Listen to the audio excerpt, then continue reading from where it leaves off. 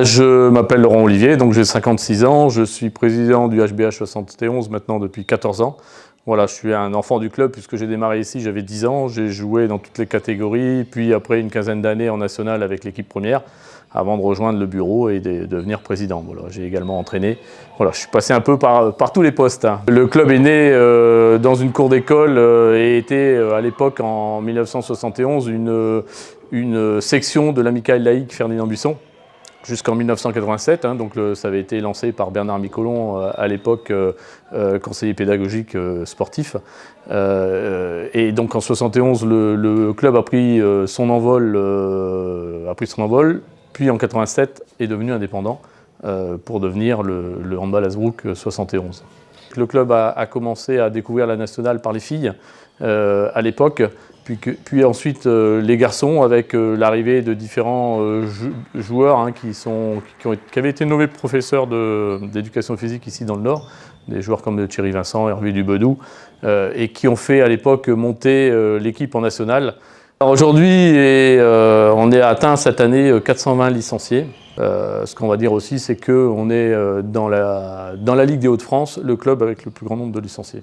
Mais oui, on a une formation qui est quand même reconnue en fait, et qui fait que certains joueurs ont évolué jusqu'à haut niveau. Et puis, dans un présent proche, on va parler de Morgan Linoun, qui est un enfant du club, qui a fait toute sa formation ici et qui a évolué en D2. Donc, oui, l'école de hand du club est labellisée or par la Fédération française de handball. Donc, on répond à différents critères, donc en termes de formateurs avec diplôme, de nombre de jeunes, et donc il faut savoir qu'on accueille les enfants à partir de 3 ans avec le baby hand, puis après mini hand et école de hand. Donc oui, on est labellisé depuis un bon nombre d'années. Oui, alors saison des filles qui est compliquée, mais bon, on le savait, en fait, on savait au départ, puisqu'en fait la crise sanitaire a vraiment touché l'équipe féminine, donc on savait que ça allait être très, très compliqué.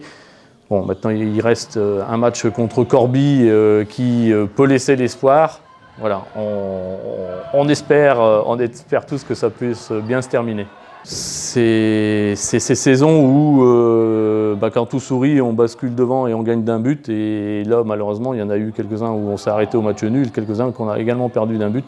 Et voilà, c'est peut-être ce qui fera la différence à la fin. La Nationale 1 aujourd'hui, c'est 5 poules. Une poule élite qui se joue sur toute la France avec 12 clubs et 4 poules régionalisées dans lesquelles nous étions. Les joueurs ont enchaîné les bons résultats, les victoires, pour se retrouver invaincus à mi-parcours, à fin décembre. Donc là, forcément, on a revu les objectifs à la hausse. On s'était dit au début de saison, si on est sur le podium, ça sera très bien. Bon, donc en étant invaincu à mi-parcours, forcément on vise plus haut et les joueurs ont envie de viser plus haut. Là aujourd'hui, on est premier et personne ne nous rattrapera. La N1 Elite, elle n'est pas encore sûre, dans la mesure où il faut remplir un dossier et des exigences, donc administratives, financières. C'est le fameux statut VAP. Donc si je prends les points les plus importants, c'est un budget qui doit être au minimum de 700 000 €. Là, aujourd'hui, le club est à 500. C'est au moins 6 joueurs professionnels à temps plein, un entraîneur sur l'équipe première professionnelle à temps plein, un entraîneur sur les autres équipes salariées au club à temps plein également, un salarié administratif. Donc aujourd'hui, voilà, ça c'est aujourd'hui. C'est-à-dire qu'aujourd'hui, c'est les critères administratifs, structurels et financiers qui l'emportent sur le sportif. Ça va changer, puisque ça va changer pour la saison 2023-2024, où le sportif reprendra le dessus. Voilà. Mais en attendant, nous on en est là, il y a encore une année de transition à passer, et voilà, on fait en sorte en fait de valider ce statut VAP. Avec le point le plus important, c'est de pouvoir augmenter le budget en conséquence. Il faut être réaliste. La D2 aujourd'hui, c'est un budget qui avoisine le million d'euros.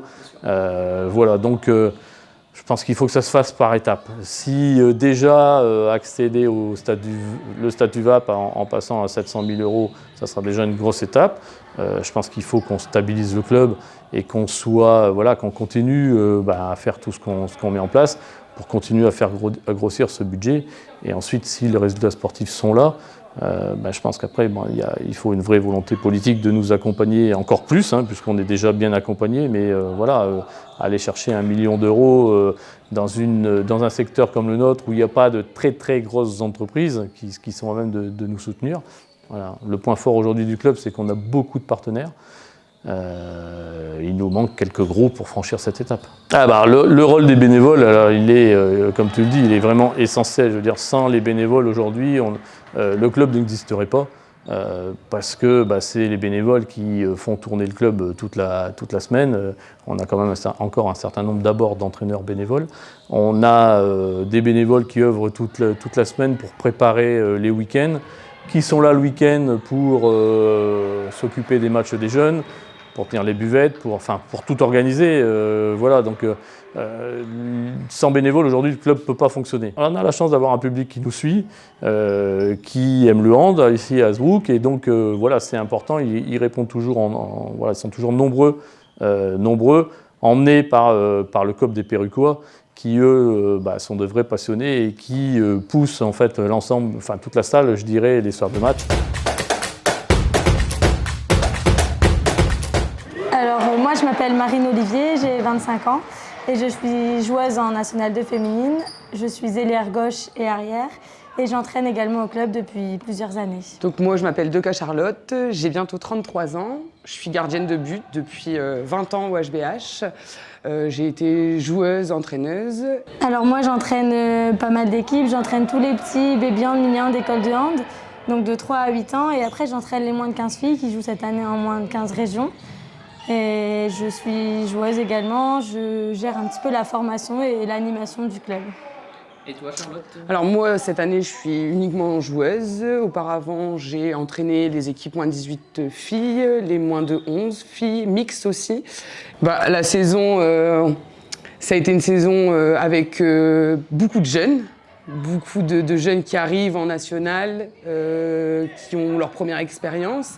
On avait des éléments, et puis des jeunes du club surtout. Oui, surtout, on savait que ça allait être un peu une saison compliquée aussi parce que passer d'un niveau de moins 18, en plus avec les 2 années de Covid où on n'a pas eu beaucoup de jeux depuis 2 ans, et là d'arriver à un niveau national, ça s'est pas donné à tout le monde, et donc il fallait progresser. Maintenant, je pense que le groupe a progressé. Ouais. Il y a une belle progression du groupe à tous les niveaux. Il a fallu aussi rencontrer les coachs, qu'ils arrivaient tous les deux.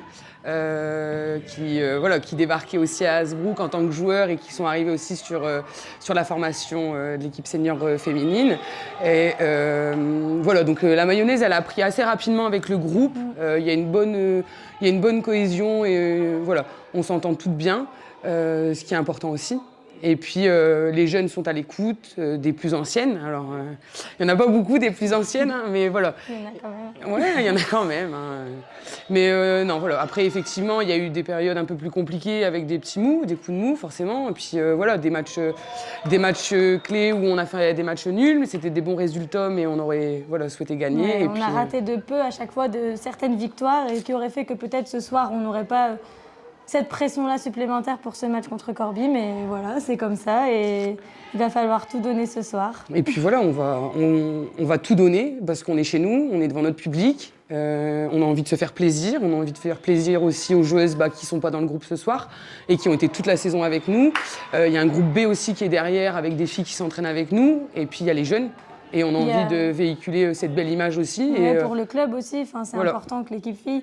Déjà, c'est une belle preuve de bonne formation qu'il y ait beaucoup de filles d'Hasbrouck qui arrivent à jouer en National 2. C'est pas donné à tous les clubs non plus, donc ça c'est vraiment une fierté. Et du coup, il faut rendre fier tout le club aussi ce soir.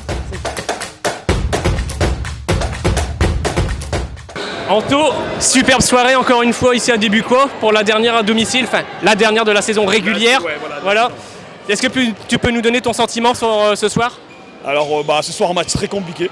Alors on a tout le temps été devant, mais on a été dans le dur sur des phases de jeu où on perd beaucoup de ballons, on rate des tirs, on tombe sur un bon gardien. Donc je pense que ça déjà, ça nous a pas facilité les choses.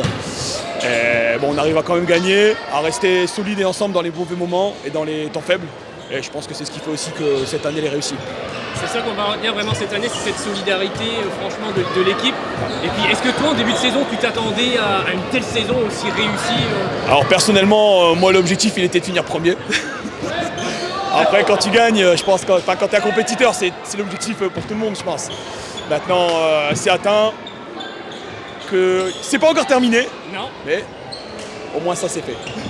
Alors pour terminer, est-ce que tu peux nous donner un petit mot pour les supporters Alors déjà remercier le COP des Péruquois parce qu'ils ont tout le temps été là. Ils nous ont suivis toute la saison à domicile. Ils ont fait un déplacement à Amiens où pareil ça a été énorme. Remercier l'ensemble du public qui au fur et à mesure de la saison est venu de plus en plus nombreux. On voit encore ce soir c'est quasiment plein. Pas que dire de plus. Merci aux bénévoles aussi parce que c'est aussi ça qui fait fonctionner un club. Et merci tout le monde et voilà les copains et tout ça voilà. Alors Clément, c'était ta dernière ce soir à Débuquois. Un grand bravo à toi pour toute ta carrière. Alors ces derniers matchs, est-ce que tu veux nous donner ton sentiment? C'était pas un match évident. On allait chercher la victoire, c'est le principal. Donc voilà, ça c'est vraiment positif. On avait à cœur de bien terminer à domicile. Après là, on a encore, c'est ce que je disais, c'est qu'on a encore des échéances. Donc voilà, c'est important de continuer de gagner. On a encore un match la semaine prochaine à l'extérieur. Après, on aura les finalités. Et après, voilà, à titre personnel, ouais, ça fait un petit quelque chose, mais voilà, c'est la vie, quoi. Mais quelle saison quand même, c'est incroyable. Est-ce que tu aurais imaginé ça en début de saison, une saison aussi presque parfaite? C'est vrai qu'on a fait une saison quasi parfaite. On a eu un faux pas ou une seule défaite. Non, au départ, est-ce que je l'avais imaginé? Non, sincèrement, pas aussi parfaite.